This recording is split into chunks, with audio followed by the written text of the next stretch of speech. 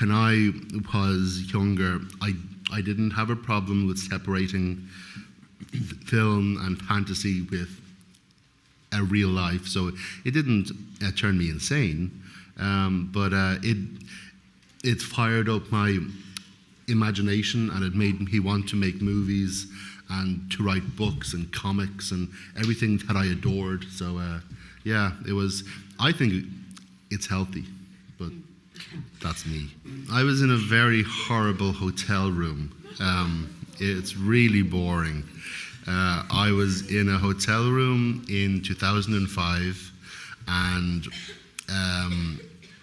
the name Skulduggery Pleasant just popped into my head.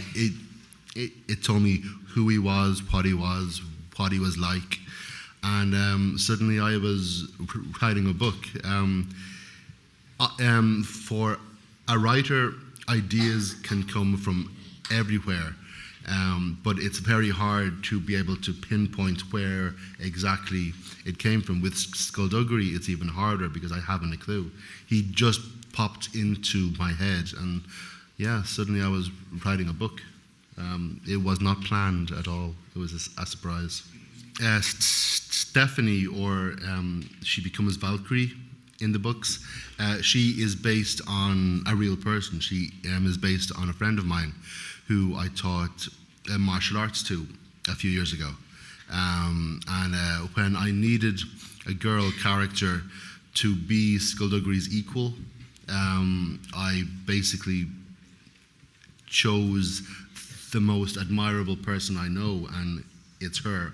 So she's 22 now, so I have known her for years, and if I want to know how the character felt about a certain thing when she was 16 or 17, all I have to do is ask her, and she is exactly who Stephanie is in the books, so it's really handy having a real one out there.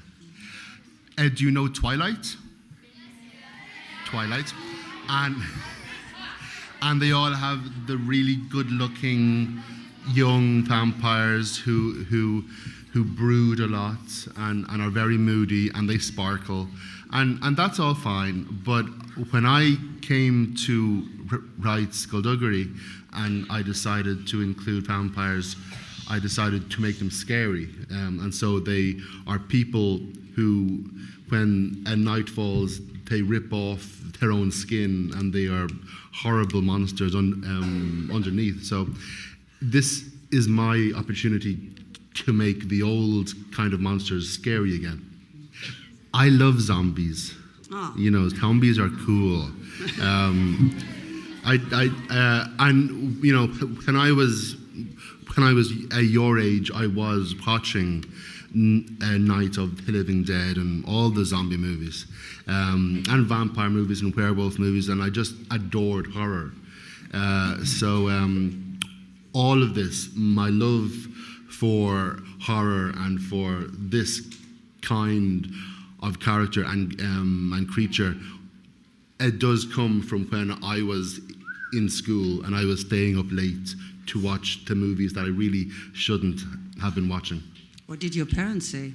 My parents were asleep by then, so I would go to bed and they would go to bed, and I'd get up and I'd go down to the television and watch my movies. I think people like to read about characters being chased by vampires and being horribly, horribly murdered and having their arms pulled off because it's funny, and it makes them. They can read about all this horrible, horrible stuff, but from the safety of the armchair or the sofa or their bed, and then they can close the book and all the horror goes away and you can be normal and nice, but you can live through these horrible situations. And then when I was younger, I'd spend the night imagining what I would do in their place, you know, in the place of the characters. You know, if only I had a lightsaber or something, you know.